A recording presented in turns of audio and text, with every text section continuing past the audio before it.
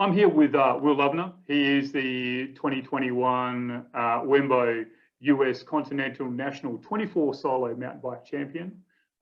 He's joined me here today to talk through all the things that have taken him to where he is, what he's been doing, how he's training and how he's feeling for Italy. I'm really excited to interview Will. Seems to be an incredible individual. He's done some amazing things and we'll hope to bring some of that insight to you today. Will, thanks so much for joining. It's 6:30 where you are in Pennsylvania now. How are you feeling for WEMBO as it's approaching on the horizon? Yeah, thanks for having me. I'm super excited for WEMBO. It'll be my first time racing out of the US, so I'm excited just to see like what the terrain is like in Italy and what the course is like. And yeah, I've been training hard, and I just can't wait. Fantastic. Now you've had a long athletic career. Even for a guy who's so young, you were a varsity state representative, from what I can understand. Have set some records as a university runner. And can you tell us how you transitioned from university running, where I believe the internet told me you've ran a sub 5-minute mile, like a really sub 5-minute mile. It was like a 4:47 or something, as a relatively young man. How did you go from running really fast miles to being an endurance mountain biker? Yeah, that's a great question. Yeah, so like you said, I started running in middle school and then up through high school and then in college. And I was in running races. I was doing the mile and 2 mile, and like was able to get my time down to like 4:19 in the mile, and then after that in the 2 mile around 9:16. And then I realized that I was better at longer, shorter races. So, and in the running races, nothing was more than like the longest event we'd do was a 10 kilometer, which is like around the half-hour range. So I kind of thought that I would excel probably at longer stuff. And eventually I just bought a mountain bike one summer and just started riding my mountain bike. And I got really into that. And then just at first I didn't really understand too much about mountain biking and if there was racing or whatever, but eventually I got on some local races, and then got into just like short races, doing like the sport category, so the shorter category. And then I got back into running, did some ultra running races, or just mostly just ultra running, not races. And then I mixed the two together and just got into ultra riding after that. And so the last couple of years, I've just been really pushing myself when it comes to biking, and then specifically when it comes to like 24-hour races and self-supported stuff. All right, fantastic. And the trajectory in terms of ultra endurance mountain biking or gravel riding, etc., has been pretty spectacular over the last couple of years. I believe back in April 2021, you rode a particular tough mountain bike course, the Wilderness 101, which in European terms is 176-kilometer race over some pretty tough terrain. You did that 3 times. Can you tell us the motivations for that, and any of the troughs and peaks that you went through that helped you understand more about you as a mountain biker? Yeah, for sure. So the Wilderness 303, as I call it, that was definitely like my first introduction to going really, really deep on a long ride, and especially on a mountain bike. And so I had going to Penn State University. There's a local race there called the Wilderness 101, which, like you said, is a 100-mile long, very technical loop with goes through some really rugged terrain with over 10,000 feet of climbing in it. And so throughout my college, I kind of had heard about this race, but I was never able to do the race because of COVID. None of the races were happening when I first got into it. So after that, I kind of wanted to do something crazy. So I did the course twice in one day. And it took me about 18 hours to do it twice in a day. And so when I finished the course twice in a day, I was completely smoked, but I thought that maybe it could be possible add one more lap in at the end. So then I came back last year in 2021, and I knew I had to, there's only one way to find out. So I went out and tried to do the 3 laps, and it ended up taking over 32 hours to complete it. There was a ton of ups and downs in it. I so I started at 6 in the morning, and then did the first lap. I crashed on the first lap, but it was able to recover, and it didn't damage anything too bad. And then rode into the night. Is my first time riding all the way through a night, and so that's always a crazy experience, as people that do 24-hour races know. So that was a really wild experience. And then I got to the morning, was another hard part. It was about 24 hours in, and I was super tired, so I was falling asleep and stuff. So I did sleep for like 10 minutes in the morning. I told my friend was making a video of the ride, so I slept in his car for 10 minutes, and then after that I was able to finish it. But it was a super cool experience. That's what really kind of motivated me to go further in ultra stuff, because I just thought it was super cool that you could have, like, it didn't have to be about racing. It just was like my own personal challenge, and just how much you could get from just like picking a big goal that could be a little bit scary, but if you just are able to push through and finish it, it can be super rewarding. And yeah, it was just a great experience. And I can imagine that, you know, shortly after that, and once you've recovered, you've got that sort of pep in your stride. You go, there's not too many people who have just done what I've done and known what I've known about myself through all of that. Were there any particular moments? I mean, you did mention that you had a quick nap, 10 minutes is arguably not a quick nap, right? That's kind of like blinking in terms of that period. When you were sort of like dry, I think there's some particularly tough sections. I remember watching the video, and I'll link to that because it's a great watch. There was a couple of sections. The sassafras section, I believe, was quite difficult, and then there's a shale section of long rocky terrain. How did your body cope when you were going through those sort of periods, and what were the sort of things you were telling yourself to get over the struggles that you were finding at the time? Yeah. So like you said, this sassafras section was about 150 miles in, and is a really difficult rocky section. It had just gotten dark out when I hit that section, and I was super tired as I was like approaching. So it was 150 miles, and my longest ride to that point had been 200 miles. And I just could not imagine doing what I'd just done a second time. And I think that a big thing that I learned was just the mental battle.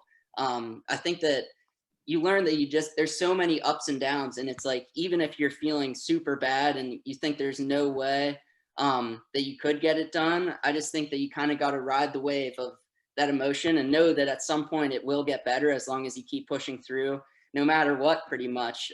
So yeah, in that section, I just it was kind of cool, because I think that the whole immensity of the ride had kind of like been bearing on me, and it had I think that mentally I was pretty shot from it. But then once it got dark out, instead of like thinking about the whole ride, I really just started to focus on just like the 20 feet of trail right in front of me. And you're kind of in your own little world when it gets dark out. So I was just, instead of thinking about 10 miles ahead, I was thinking about 20 miles ahead. I mean, 20 feet ahead, and was able to push through.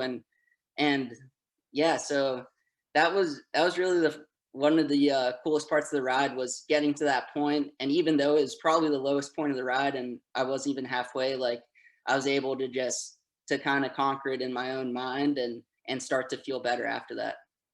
Yeah, that's amazing. Shortly after that, I think you took it to a whole new level. I think you raced the Unbound XL, which for the uninitiated is a 350-mile race through East Kansas.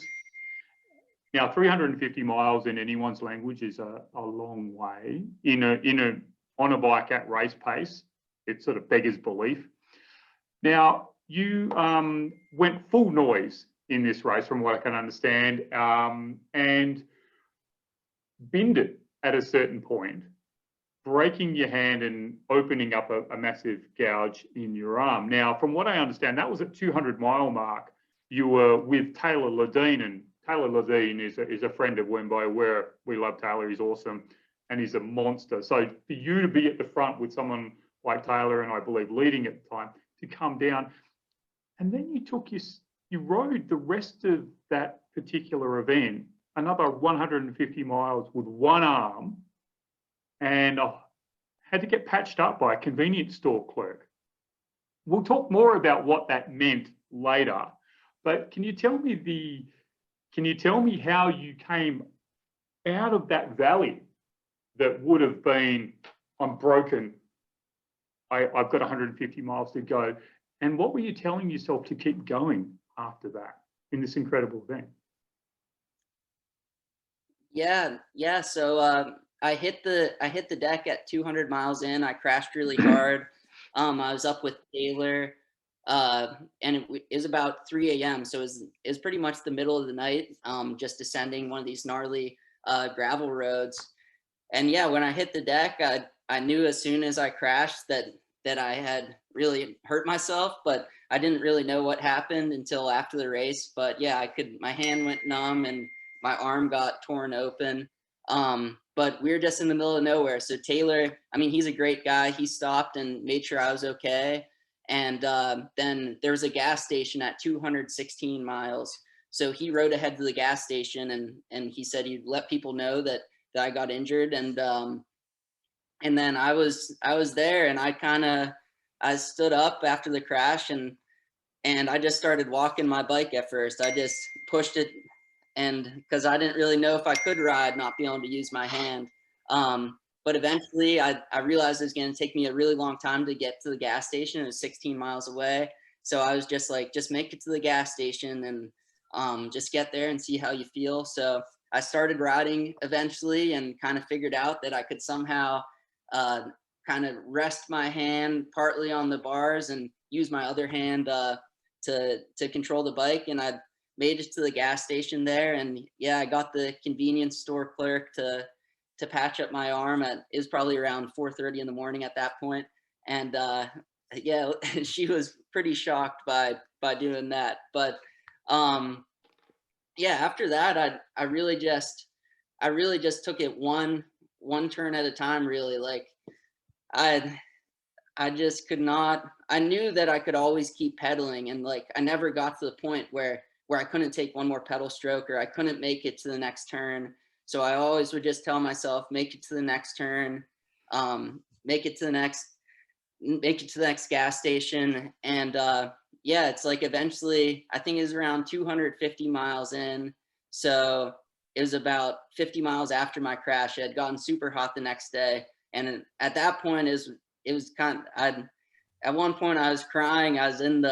I sat down in this field and I was crying, and it wasn't because I was feeling sorry for myself or anything, but it's mostly just that I knew that I was going to go and I was going to finish this race no matter what. And I picked myself back up, and yeah, I just kept plugging away and was able to hold on to that second place. But I think that everything that I learned doing the Wilderness 303 and just like the whole mental battle is what allowed me to kind of keep pushing in that situation and able to finish the race and like achieve my goal. So it was definitely a cool experience. Yeah, I mean, it's fair to say that what you suffered through, not only with the broken hand, but the resulting, dehydration, the muscle breakdown, all those sort of things, it goes to show that it would take quite a lot to stop you in terms of not reaching your goal. It's not like a puncture is going to stop you from finishing a race. That's incredible. Now, fast forward to 3 weeks later, you're punching enormous kilometers out per week. I think you're back up at 750 Ks. You've still got a broken hand, etc. And then shortly after that, that was clearly in preparation for the WEMBO national champs in Bend, Oregon. You crushed that race. It looked like a really good result for you.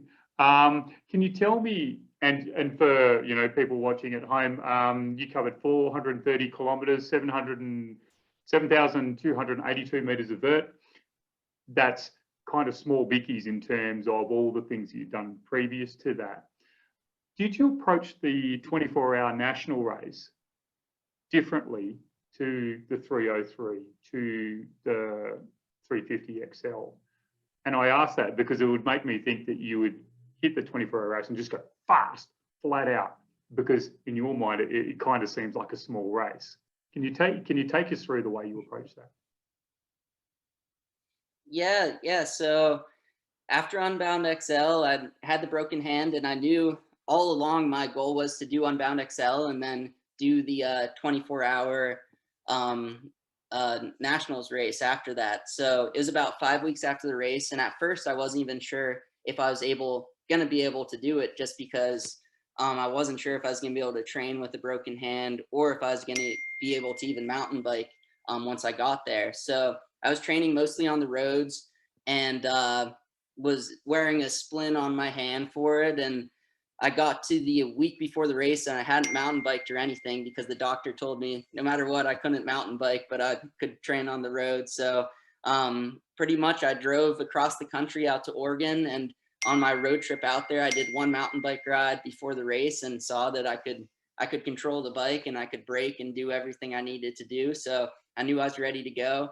And yeah, it was my first ever 24-hour race. I really was not sure how it was going to go. It was like in the Wilderness 303, it was just, I just had to get it done. So it didn't matter time-wise, and I wasn't racing anybody. It was just finishing it. And then in Unbound XL, I was racing really fast guys like Taylor Ledeen, and but it was self-supported. So it was more, you're out there, but you also got to take care of yourself, and you got to go to, you got to just do everything on your own. So in the 24-hour races, I knew it was going to be a completely different thing. And I was able to talk to Taylor when we were riding together out at Unbound XL, and he was telling me about 24-hour racing and kind of his strategy and what people do. And he said that most people, you go out really hard because it's pretty much like a marathon pace until dark. And then once dark comes around, then you settle in and you really just, that's when the real racing begins a lot of time. But so yeah, I just got to the race, and I went out hard and just tried to stick with the leaders. And it was reassuring. I just kept telling myself that it was going to be 8 hours shorter than the Wilderness 303. So that kind of helped me a little bit. But yeah, it really was an awesome race, and I fell in love with 24-hour racing doing that. And just like, I just think it's so cool being able to ride into the night and see sunset, and then come back out at sunrise the next morning and still be pedaling. And it was just it really was an awesome experience. And yeah, I'd say like strategy wise, it's just like you gotta just go out and stick with who you want to stick with, and then you really just got to settle in a pace, because it's a long haul. And I think a lot of times you're going to be riding by yourself. Like I think I probably rode the last 18 hours mostly by myself, and it's a lot of time in your own head. So you just gotta kind of got to get in a zone and keep ticking away those laps, and just know that at some point it's going to be morning, and at some point you're going to be happy that you kept riding. So yeah, I definitely learned a lot in that race, and really was a cool experience. Fantastic. Who did you have in your pit crew, and did you have a food strategy? Did you know, as you came past, did you just grab a bottle, or did you stop and chow down on a big plate of rice? Can you tell us any of the ways that you refueled and replenished, and who was there to help you through that race? Yeah, so at this race, me and my friend actually drove out together to do it, and his mom and his brother were actually able to come out and give us some support. So yeah, so it was both of our first times doing 24-hour races, and we really weren't sure what exactly to do. But I think we just went to the grocery store the day before and just bought a ton of food. We also ordered some pizza the night before and bagged all these different pizza slices on to leave in a cooler, and got a whole bunch of soda, a whole bunch of Coke that we left on the table. And then we got just a big variety of food. I think we just decided that we just wanted to have a huge variety of food, so that when we came up, we could just decide like just pick up whatever looked good at that moment. So yeah, it wasn't anything too scientific with the fueling strategy. I mean, I think it was a lot of candy bars and maybe some PB&J sandwiches, but yeah, and then also I was using a mix of water. I would switch every lap in between a bottle of water and then a bottle of Flow formulas, which it has a calorie. You can get about like 300 calories per bottle doing that. So I was able to intake some calories that way, which I thought was helpful, especially with these mountain bike races. A lot of times it's hard to take your hands off the bars and eat. So it was nice being able to intake some of those calories through liquid. But yeah, it was, I knew from doing those previous races that really these endurance events are just eating contests is what it comes down to. And just as long as you can eat enough, you can keep pedaling. So yeah, it was, yeah, it was just, just learning that whole thing. And it was cool. Fantastic. So Italy is going to be an amazing experience. I mean, I've been there before. I'm so looking forward to going back. It's an incredible place, and particularly in Finale because it has a lot of mountain biking vibe. It's really fizzy, it's really frothy, and the trails are awesome. What are your thoughts around? What are your thoughts around your training for that? It's got a lot of climbing. It's quite technical, etc. Your training strategy up until then, from what I can see, has been a lot of really long rides. And I believe just recently you went around the Great Lakes, did an enormous amount of kilometres in what, over a 4-day period. Is that part of your plan? And can you tell me, at some point, will you actually go into a taper and give yourself a break before Italy? Yeah, so that's kind of been my training the last couple years is I do have a coach and he's really great and he kind of just lets me go crazy with long rides ideas. So I found that it's really helpful for me just because like what I've learned with these long races is like half the battle is just in your own mind.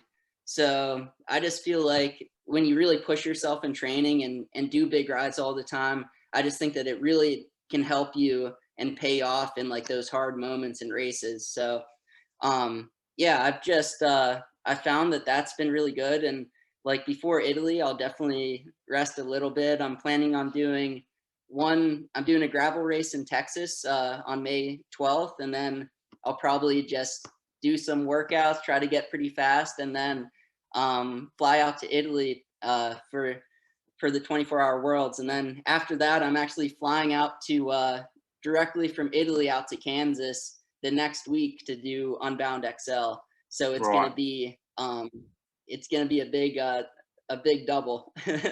That'll be a huge double. Fantastic. And your equipment, Yeah. can you tell me what's in your quiver for Italy? You're taking 1 bike, 10 bikes. Are you going to rock up with, a small posse, or are you going to have a full trailer full of support? Can you describe that for us? Yeah, so equipment wise, I'll be taking 2 bikes. My plan is to race mostly on my 1 bike. It'll be my primary bike.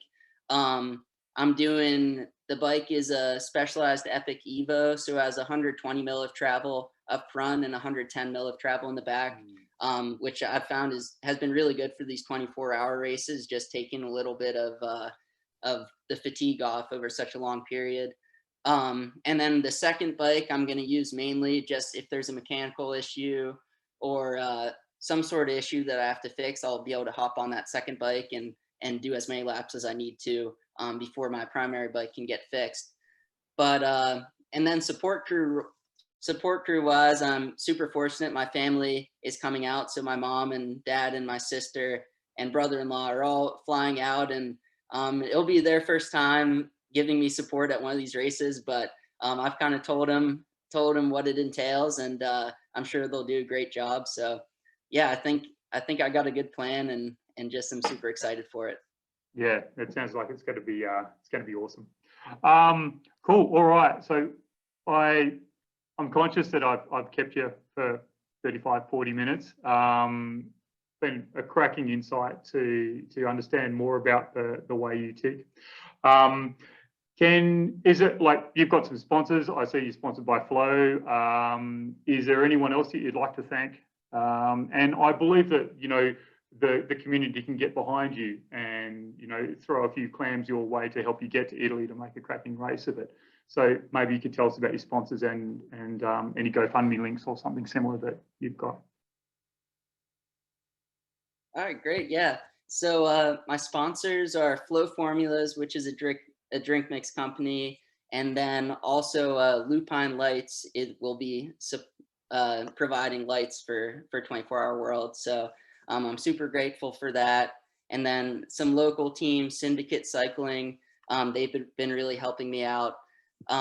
So yeah, those are my great sponsors. And then also I do have it's called a Pledge It for raising money to get me to Worlds. The link, I think if you just look up Will Loevner 24-hour Worlds, I think the link will come up, or on any of my social media, I have it, if you'd like to donate. And yeah, thanks for having me, and I can't wait to get there. Yeah, we can't wait to see you racing. It's going to be really exciting. After such a long break for 24-hour racing, to go back to Italy and have everyone come together and celebrate what 24-hour racing looks like. We're super excited to have you. Thanks so much again for spending time with me. To get an insight into Will Loevner, US 24-hour national champion, and again, stoked. Thanks again. We'll see you in Italy. Excellent. All right, thanks. Yeah, I'll see you there. Cheers.